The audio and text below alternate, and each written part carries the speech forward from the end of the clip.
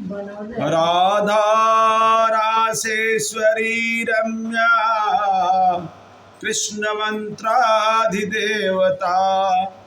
सर्वद्या सर्ववन्द्या वृंदावन विहारिणी वृंदा राधा रमाय शेष गोपी पूजिता सत्या सत्य परा सत्य भामा श्री कृष्ण प्राण वल्लभा वृषभानुसुता गोपी मूल प्रकृतेश्वरी गंधर्वा राधिका रम्या रुक्मिणी परमेश्वरी परा पूर्णा पूर्ण चंद्रमा विभानना भव्या मुक्ति मुक्ति प्रदायिनी भव्याधि विनाशिनी श्रीमद्भागवत महापुराणाय दशम स्कंदाय नवचतुर्दशाध्यायः शुक उवाच स गत्वा हस्तिनापुरं पौरवेन्द्रायशो संकितं ददर्श तत्राम्बिकं भेयं समीक्ष्यं विदुरं पृथां सपुत्रं च वाहनिकं भारद्वाजं सौगतं कर्णं सुयोधनं द्रोणी पाण्डवान् सुहृदोपरान्। श्री सुखदेव गोस्वामी ने कहा, अक्रूर पौरव शासकों की ख्याति से प्रसिद्ध नगरी हस्तिनापुर गए। वहां धृतराष्ट्र, भीष्मदेव, विदुर, कुंती के साथ साथ वाणी तथा उसके पुत्र सोमदत्त से मिले। उन्होंने द्रोणाचार्य, कृपाचार्य, कर्ण, दुर्योधन, अश्वस्थामा, पांडवगण तथा अन्य घनिष्ठ मित्रों से भी मुलाकात की। जब गानिंदिनी पुत्र अक्रूर अपने समस्त संबंधियों तथा मित्रों से भली भांति मिल चुके तो उन लोगों ने अपने परिवार वालों के समाचार पूछे और प्रत्युत्तर में अक्रूर ने उनकी कुशलता पूछी। वे हस्तिनापुर के दुर्बल इच्छा शक्ति वाले राजा के आचरण का पर्यालोचन करने के लिए कई मास तक रहे, जिसके पुत्र बुरे थे और जो अपने दुष्ट सलाहकारों की इच्छा अनुसार कार्य कर रहा था। अक्रूर से कुंती तथा विदुर ने धृतराष्ट्र के पुत्रों की दुर्भावना का विस्तार वर्णन से किया। वे कुंती के पुत्रों के महान गुणों तथा उनके शक्तिशाली प्रभाव, सैन्य कौशल, शारीरिक बल, बहादुरी तथा विनयशीलता या उनके प्रति नागरिकों के अगाध स्नेह को सहन नहीं कर सकते थे। किंतु तथा विदुर ने अक्रूर को यह भी बताया कि धृतराष्ट्र के पुत्रों ने किस तरह पांडवों को विष देने एवं ऐसे ही अन्य षड्यंत्रों को रचने का प्रयास किया था। अपने भाई अक्रूर के आने का लाभ उठाकर कुंती देवी उनके पास चुपके से पहुंची और अपनी जन्मभूमि मायका का स्मरण करते हुए अपनी आंखों उसमें आंसू भर कर बोली, अपि स्मरन्ति सौम्यं पितरं भ्रातरश्च भगिन्ये भ्रातृपुत्राश्च जाम्य सखया एव च। महारानी कुंती ने कहा, हे भद्र पुरुष, क्या मेरे माता पिता, भाई बहनें, भतीजे, परिवार की स्त्रियां तथा बचपन की सखियां अब भी हमें याद करती हैं? भ्रात्रयो भगवान कृष्णया शरण्यो भक्तो वत्सला पैतृवत्सानि स्मरन्ति रामम्बो रुहेक्षण। क्या मेरा भतीजा कृष्ण, जो भगवान है और अपने भक्तों का कृपालु शरण स्थल है, अब भी अपनी बुआ के पुत्रों को स्मरण करता है? क्या कमल जैसी आंखों वाला बलराम भी उन्हें स्मरण करता है? इस समय जब मैं अपने शत्रुओं के बीच में उसी तरह कष्ट भोग रही हूँ जिस तरह की एक हिरनी भेड़ियों के बीच में पाती है, तो क्या भगवान श्री कृष्ण मुझे तथा मेरे पितृविहीन पुत्रों को अपनी वाणी से सांत्वना देने आएंगे? कृष्ण कृष्ण महायोगिना विश्वात्मना विश्वभावना प्रपन्नाम पाहि गोविंदा शिशु भिक्षावसीदितम। हे भगवान श्री कृष्ण, हे भगवान श्री कृष्ण, हे महायोगी, हे परमात्मा, हे ब्रह्मांड के रक्षक, हे गोविंद कृपया मेरी रक्षा कीजिए। मैं आपकी शरण में हूँ, मैं तथा मेरे पुत्र दुख से अभिभूत हैं। जो मनुष्य मृत्यु तथा पुनर्जन्म से भयभीत है, उनके लिए आपके मोक्षदाता चरण कमलों के अतिरिक्त अन्य कोई शरण नहीं दिखती है। नमः कृष्णाय शुद्धाय ब्रह्मणे परमात्मने योगेश्वराय योगाय त्वाहं शरणं गता। मैं परम शुद्ध परम सत्य परमात्मा शुद्ध भक्ति के स्वामी तथा समस्त ज्ञान के उद्गम को नमस्कार करती हूँ। मैं आपकी शरण में आई हूँ। शुक उवाच इत्यो नमस्कृत्य स्वजनं कृष्णं च जगदीश्वरं प्रादुर्दुःखिता राजनाम भवता प्रपितामही। सुखदेव गोस्वामी ने कहा, हे राजन, इस तरह अपने परिवार वालों तथा ब्रह्मांड के स्वामी भगवान श्री कृष्ण का स्मरण करके आपकी परदादी कुंती व्यथित होकर रोने लगी।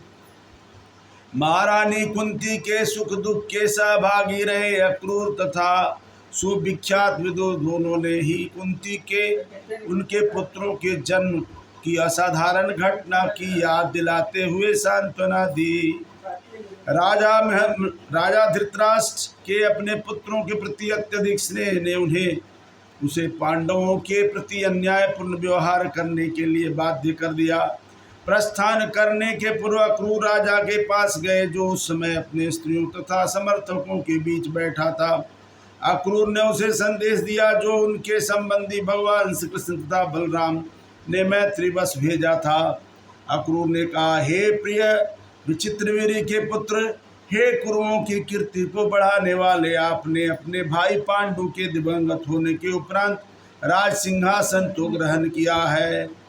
धर्मपूर्वक पृथ्वी की रक्षा करते हुए, अपनी सचरित्रता से अपनी प्रजा को प्रसन्न रखते हुए, अपने समस्त संबंधियों के साथ साथ एक समान करते हुए अवश्य ही सफलता कीर्ति प्राप्त। देखो वहाँ अगरबत्ती दिया में घी डालो, बकरा जला दो, तो बाती दूसरा डाल दो। अरे बाती हो तो यहाँ आती में जोड़ती में वहाँ देखा तो बाती देखा। किंतु यदि आप अन्यथा आचरण करेंगे तो लोग इसे लोक में आपकी निंदा ही करेंगे और अगले जन्म में आपको नारकी अंधकार में प्रवेश करना होगा। अतः आप पांडु के पुत्रों तथा अपने पुत्रों के प्रति एक सा बर्ताव रखें। हे राजन, इस जगत में किसी से अन्य कोई अस्थाई संबंध नहीं होता। हम अपने ही शरीर के साथ जब सदा के लिए नहीं रह सकते, तो उसके पश्चात हमारी पत्नी, संतान, अन्य मनुष्यों के लिए क्या कहा जा सकता है। हर प्राणी अकेला उत्पन्न होता है, अकेला मरता है और अकेला ही अपने अच्छे और बुरे कर्मों के फलों का भी अनुभव करता है। प्रियाश्रितों के वेश में अनजाने लोग मूढ़ व्यक्ति द्वारा पाप से अर्जित संपत्ति को उसी तरह चुरा लेते हैं जिस तरह मछली की संतानें उस जल को पी जाती हैं, और जो मछली का पालन करने वाला है। मूढ़ मनुष्य अपने जीवन, संपत्ति तथा संतान एवं अन्य संबंधियों का भरण पोषण करने हेतु पाप कर्म में प्रवृत्त होता है, क्योंकि वह सोचता है ये वस्तुएं मेरी है, किंतु अंत में यही वस्तुएं उसे निराश अवश्य छोड़ देती हैं। अपने तथाकथित आश्रितों से परित्यक्त होकर जीवन के वास्तविक लक्ष्य से अनभिज्ञ, अपने वास्तविक कर्तव्य के प्रति उदासीन तथा अपने उद्देश्यों को पूरा करने में असफल होकर वह मूढ़ मनुष्य अपने पाप कर्मों को अपने साथ लेकर नरक के अंधकार में प्रवेश करता है। अतः हे राजन, इस संसार को स्वप्नवत जादूगर का माया जाल या मन की उड़ान समझकर बुद्धि से अपने मन को बस में कीजिए। और हे स्वामी, आप संभाव तथा शांत बनिए। धृतराष्ट्र उवाच यथा वदति कल्याणी वाचं दानपते भवान् तथा नये तृप्यामि मर्त्य प्रापयथामृतम्। धृतराष्ट्र ने कहा, हे दानपति, मैं आपके शुभ वचनों को सुनते हुए कभी भी तृप्त नहीं हो सकता। निसंदेह मैं उस मर्त्य प्राणी की तरह हूँ जिसे देवताओं का अमृत प्राप्त हो चुका है।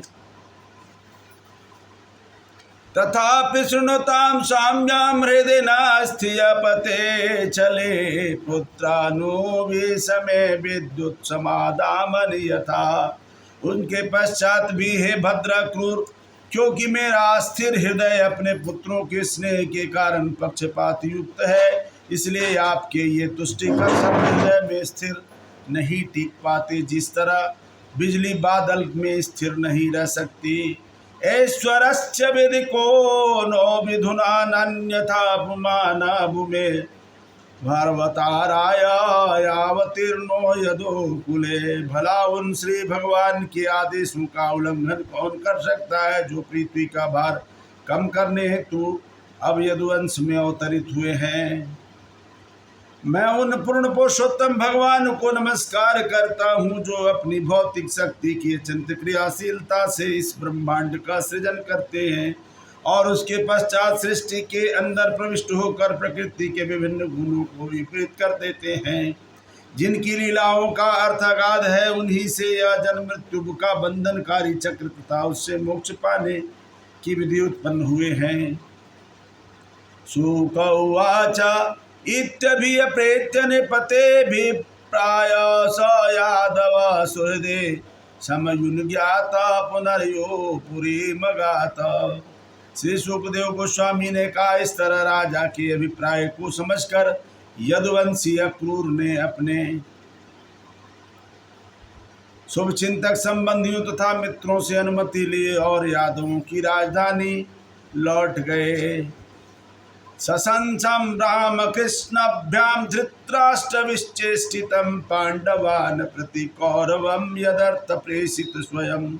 अक्रूर ने भगवान बलराम तथा भगवान श्री कृष्ण को सूचित किया कि धृतराष्ट्र का पांडवों के प्रति कैसा बर्ताव है। इस तरह हे कुरुवंशी उन्होंने उस अभिप्राय की पूर्ति कर दी जिसके लिए वे भेजे गए थे।